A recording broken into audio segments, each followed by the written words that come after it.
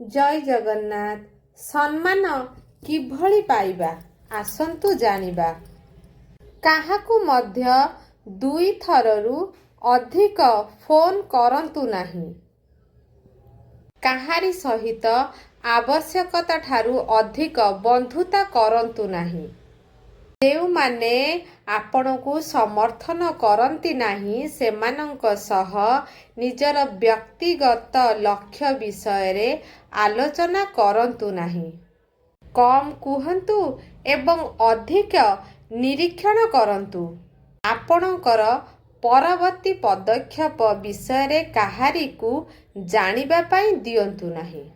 ନିଜର ସ୍ୱାଧୀନତାକୁ ସୁରକ୍ଷିତ ରଖିବା ପାଇଁ ଆୟର ଏକାଧିକ ମାଧ୍ୟମ ପ୍ରସ୍ତୁତ ରଖନ୍ତୁ। ଯଦି କହିବାର ଆବଶ୍ୟକ ନୁହେଁ ତାହେଲେ ଚୁପ୍ ରୁହନ୍ତୁ। କେବଳ ସେହି କାମ କରନ୍ତୁ ଯେଉଁ କାମ ଆପଣଙ୍କ ନୀତି ଆଦର୍ଶ ସହିତ ମେଳ ଖାଉଛି। ଯଦି କେହି ଆପଣଙ୍କ ଜୀବନରେ କିଛି ଗୁରୁତ୍ୱପୂର୍ଣ୍ଣ ଅବଦାନ ରଖିଛନ୍ତି ତେବେ କୃତଜ୍ଞତା ଜଣାଇବା ପାଇଁ କେବେ ବି ଭୁଲନ୍ତୁ ନାହିଁ। ନିଜର ଯୋଗ୍ୟତା ପ୍ରମାଣ କରିବା ପାଇଁ କେବେ ବି ଯୁକ୍ତିତର୍କ କରନ୍ତୁ ନାହିଁ। ନିଜର ସଫଳତାକୁ କହିବାକୁ ଦିଅନ୍ତୁ। କମେଣ୍ଟରେ ଆପଣଙ୍କର ଉତ୍ତର ଲେଖିବାକୁ ଅନୁରୋଧ। ଜଣେ ମହିଳା ହସ୍ପିଟାଲରେ ରୁମରେ ଗୋଟେ ବିଛଣାରେ ଶୋଇଥିଲେ। ସେ ତାଙ୍କ ସ୍ୱାମୀଙ୍କ ହାତ ଧରି କହିଲେ, ଆଜି ମୋ ହାର୍ଟ ଅପରେସନ ହେବାକୁ ଯାଉଛି।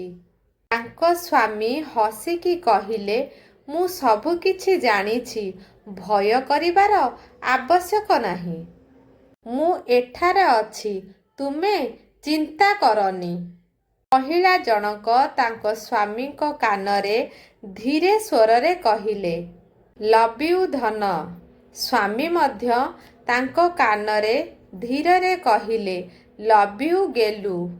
ଅପରେସନ ସରିଲା ପରେ ମହିଳା ଜଣକ ଯେତେବେଳେ ଚେତା ପାଇଲେ କେବଳ ତାଙ୍କ ମା ଓ ବାପା ତାଙ୍କ ପାଖରେ ଛିଡ଼ା ହୋଇଥିଲେ।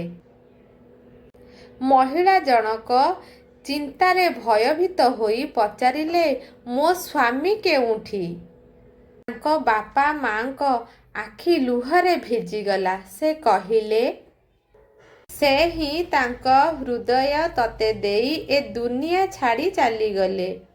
ମହିଳା ଜଣକ ବହୁତ କାନ୍ଦିଲେ। ତାପରେ ହୃଦୟରୁ ଏକ ସ୍ୱର ଶୁଣାଗଲା, କାନ୍ଦ ନାହିଁ ଗେଲି, ମୁଁ କେଉଁଠାକୁ ଯାଇନି। ମୁଁ ତୁମ ହୃଦୟରେ ସବୁଦିନ ପାଇଁ ବଞ୍ଚି ରହିଛି।